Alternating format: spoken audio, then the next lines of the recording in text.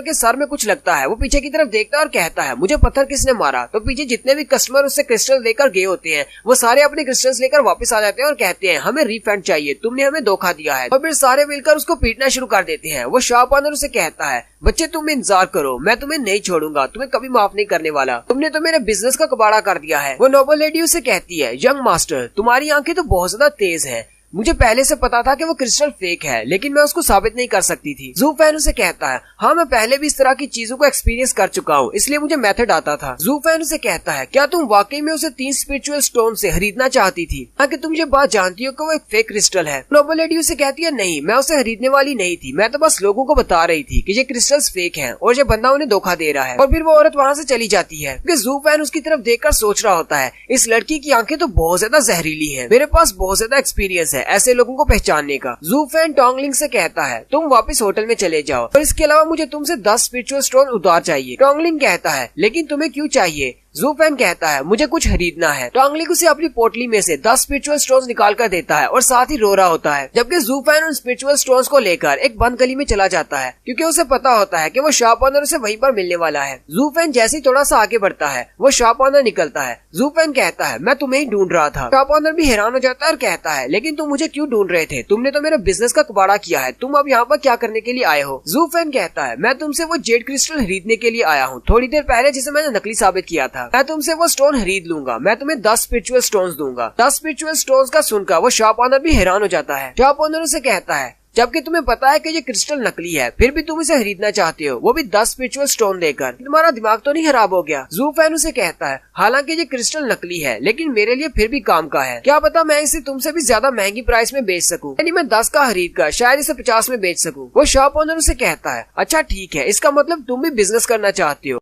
मैं तुम्हें ये क्रिस्टल दे तो सकता हूँ लेकिन एक मसला है, क्या तुम्हें पता है कि तुम्हारी वजह से मुझे कितना ज्यादा नुकसान हुआ है? मैंने जितने भी क्रिस्टल्स बेचे थे वो सारे लोग वापस करवा गए हैं और अपने पैसे उन्होंने वापस ले लिए, मेरा सारा बिजनेस ठप हो गया और लोगों ने मुझे पीटा भी है। 10 स्पिरिचुअल स्टोन्स तो इसके लिए बहुत ज्यादा कम है, मुझे बहुत ज्यादा चाहिए। जू फैन उसे कहता है फिर तुम्हें कितने स्पिरिचुअल स्टोन्स चाहिए? शॉप ओनर को से कहता है मुझे स्पिरिचुअल स्टोन नहीं चाहिए, मुझे तुम्हारी जिंदगी चाहिए। और साथ ही गली में और भी गुंडे निकल आते हैं। जू फैन उसे कहता है मैं तो यहाँ पर तुम्हारे साथ बिजनेस करने के लिए आया था लेकिन तुम्हारा इरादा तो कुछ और ही लगता है। वो हंसते हुए कहता है तुम अपनी बकवास बंद करो, मैं तुम्हारे साथ बिजनेस नहीं करने वाला, तुम्हारी वजह से मेरा बिजनेस ठप हो गया, मैं तो तुमसे इसका बदला लूंगा और तुम्हें इसके लिए अपनी जान देना होगी, मैं तुम्हें मार डालूंगा। जू फैन आगे बढ़ता है और कहता है तो इसका मतलब हमारी बिजनेस डील यहीं पर खत्म होती है, चलो फिर शुरू करते हैं। साथ ही वो अपने पास से वही गोश्त निकालता है जो कि सोल को चुरा लेते हैं। शॉप ओनर के साथ जितने भी गुंडे होते हैं वो उसको मारने के लिए आगे बढ़ते हैं लेकिन वो उसके गोश्त को देखकर बहुत ज्यादा डर जाते हैं। जू फैन चलता हुआ आगे बढ़ जाता है और उसके हाथ से वो क्रिस्टल ले लेता है और कहता है तुम इस काबिल नहीं हो कि मुझे मार सको। जू फैन वो क्रिस्टल लेकर आगे बढ़ जाता है और पीछे का सीन दिखाती है, वो सारे घोस्ट उन सभी को मार डालते हैं। जू फैन उस क्रिस्टल जेड को लेकर वापस अपने होटल आ जाता है और टोंगलिंग से कहता है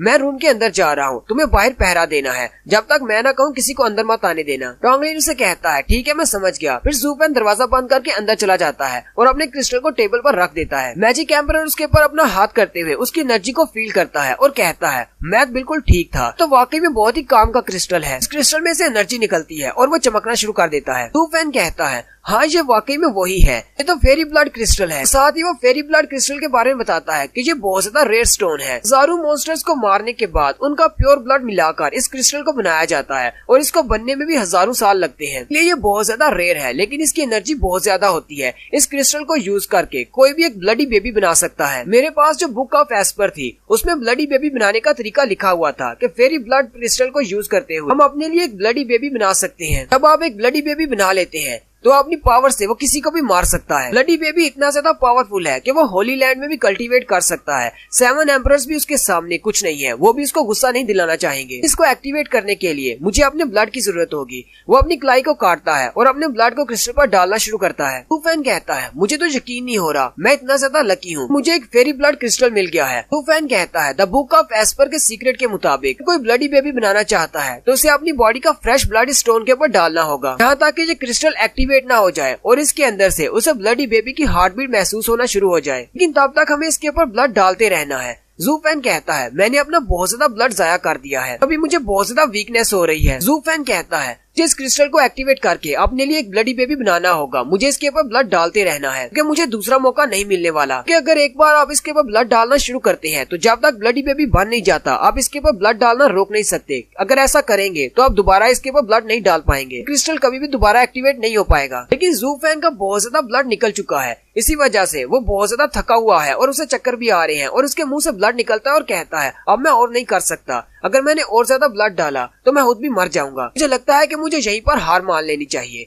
और यहीं पर हमारी एपिसोड 3 का एंड होता है। एक्सप्लेनेशन अच्छी लगी हो तो कमेंट करके जरूर बताइएगा। चैनल को सब्सक्राइब कर दे, वीडियो को लाइक और शेयर कर दे। शुक्रिया।